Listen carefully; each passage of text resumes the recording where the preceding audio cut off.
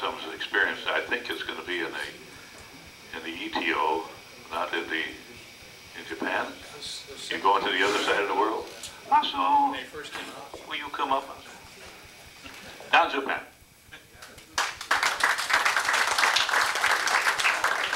Our representative from the Orient.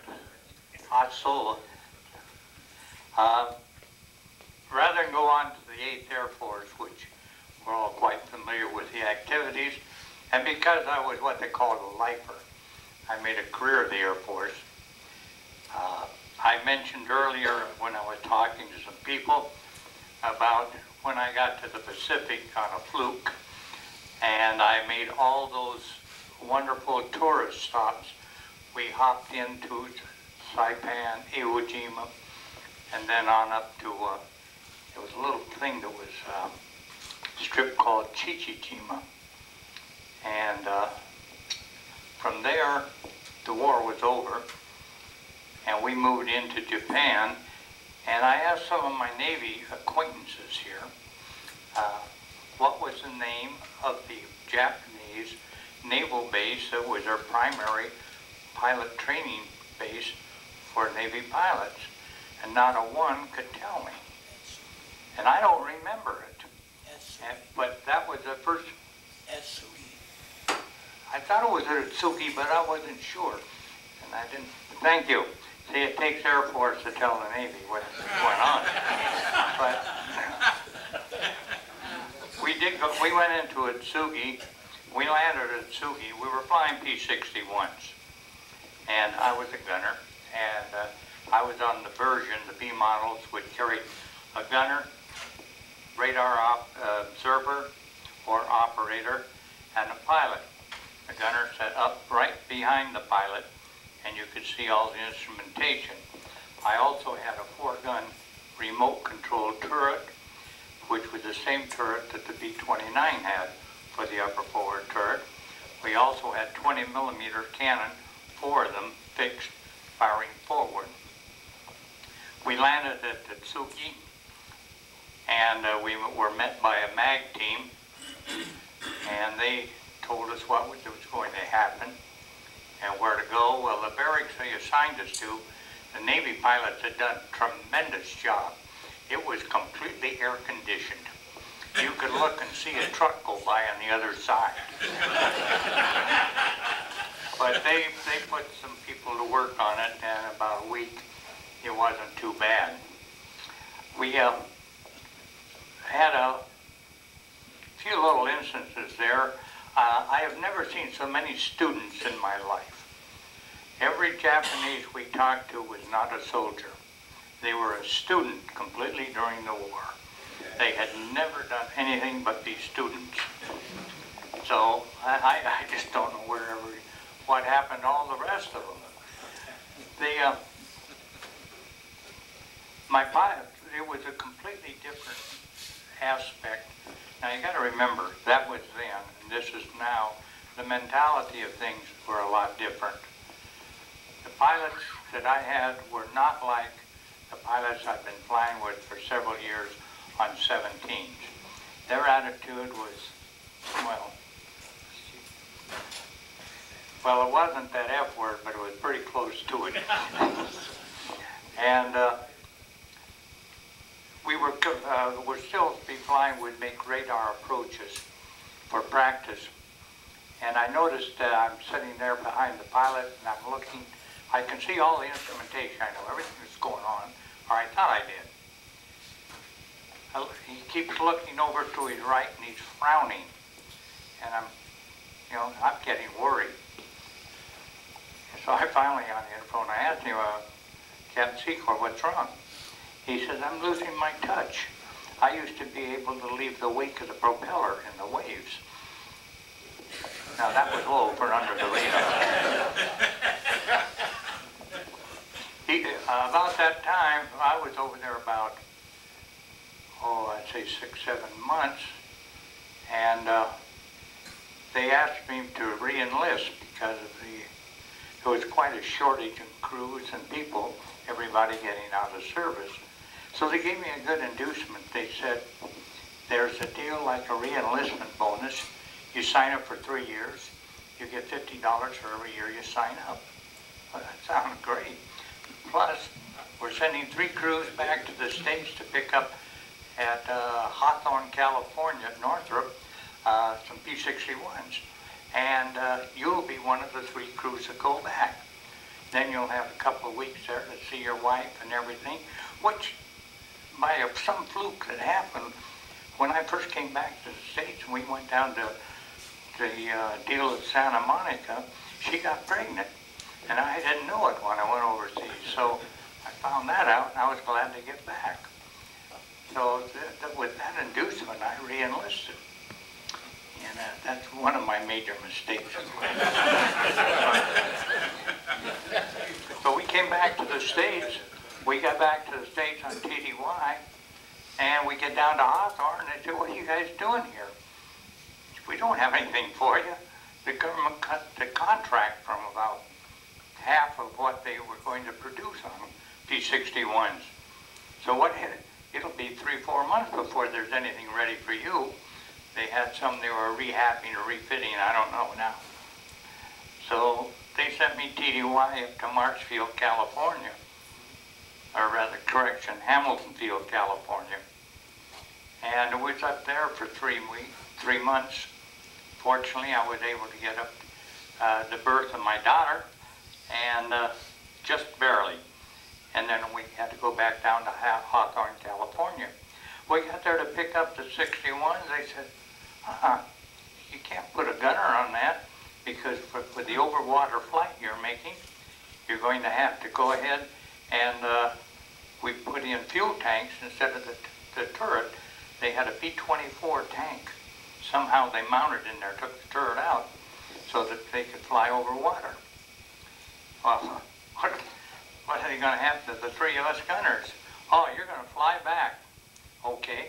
They sent us up to Camp Stoneman. We sat there for 3 weeks.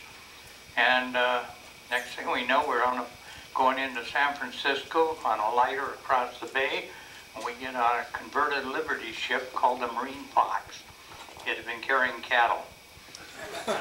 They put on 3,000 infantry. The officers for the infantry did not show up. These guys were fresh out of boot camp, or basic. And there was 15 of us NCOs, Air Force, on board. The major, who was the troop commander, he rode the troop ship back and forth. I don't think he sobered up the whole time.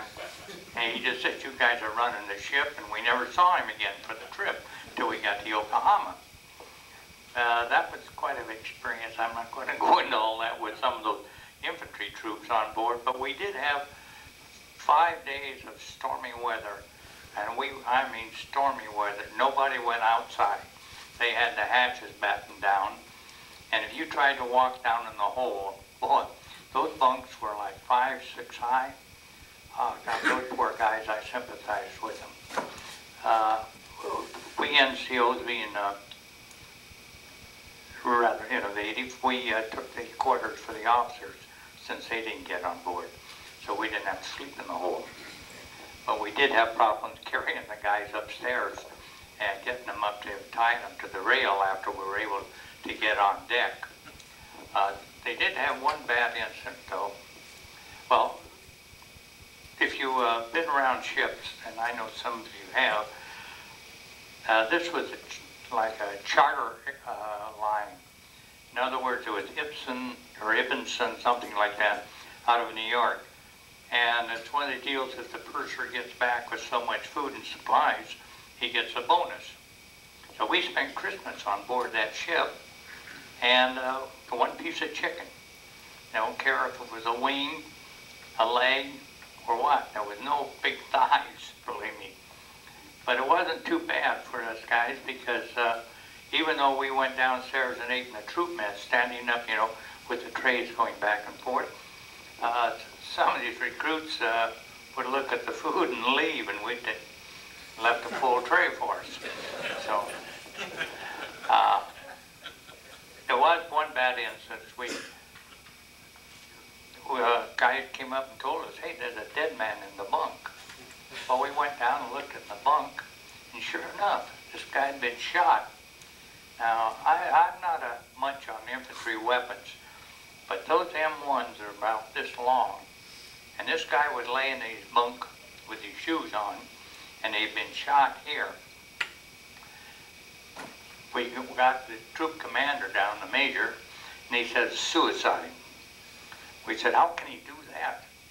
Well, he wrote it up to suicide because he didn't want to be bothered with paperwork when he got to Yokohama. Then we found out that somebody in their infinite wisdom had issued these troops 150 rounds of ammunition each before they got on board ship. Well, we took that, and finally we got that away from them and got it locked up in an area. And we also thought we better take the bayonets away too, so we did.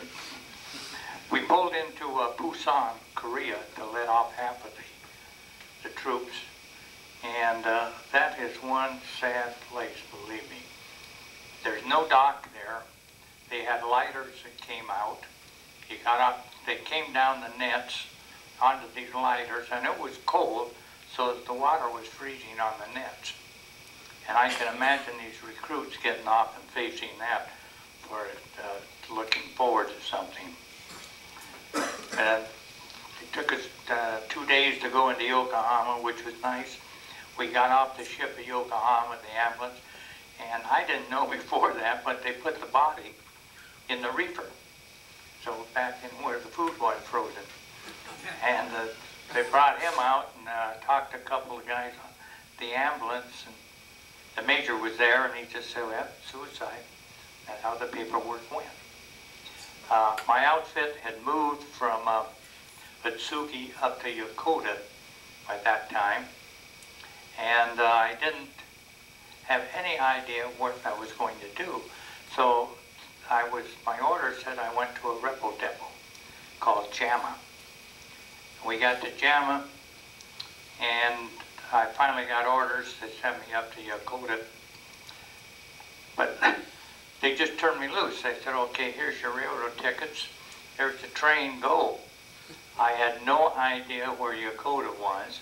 I didn't speak the language. And I wandered around through Tokyo and Yokohama. But I finally got on the right train with all these students. They are, you're probably familiar with the honey buckets. Well, the line going up to Yokota was a single line. And every so often there was a station where the train coming down would stop and wait on a siding around the station while the other train came up. Well, I don't remember the name of the little town, but there was a big pool over there, a little larger than an Olympic swimming pool. And that was a honey bucket collection pool. And invariably that train would stop there for 15 minutes, and we weren't any further than the length of this room from there. So you could look over and see that bubbling. And in the summertime, when it got a little bit warm, you had to cut out spaces to breathe almost. But that didn't seem to bother the Japanese at all. When it got to Yokota, it was a completely different ballgame. Being an occupation, people, like I say, have a different mentality, a different thought. Some of the troops had been in Tokyo, and they had been seeing this one place, and they liberated a grand piano from this dealer. However, the guy was smart. He, on the back bumpers, you know, the 6x, they had like YAAB, and he wrote that down because they had signed probably George Washington MacArthur's name or something. And the MAG team came out to the base about 2 weeks after that happened, because we had the piano installed in the NCO club, and we got word from the gate that a MAG team was there looking for that piano. Well, I never worked so hard for 3 days in my life. We moved that piano from the NCO club to the mess hall. Then we got word they were coming by the mess hall. We moved it in one door of a barracks down through and out the other door into another barracks. and they were always about 10 minutes behind us. And so finally someone got the bright idea that, well, let's take it over across the runways on the other side of the base to one of the ammo revetments, which we did. And then left it there, and we left it there for over a week. And the mag team left, couldn't find it, and we brought it back and put it at the NCO club. We're the only NCO club over there with a great grand piano.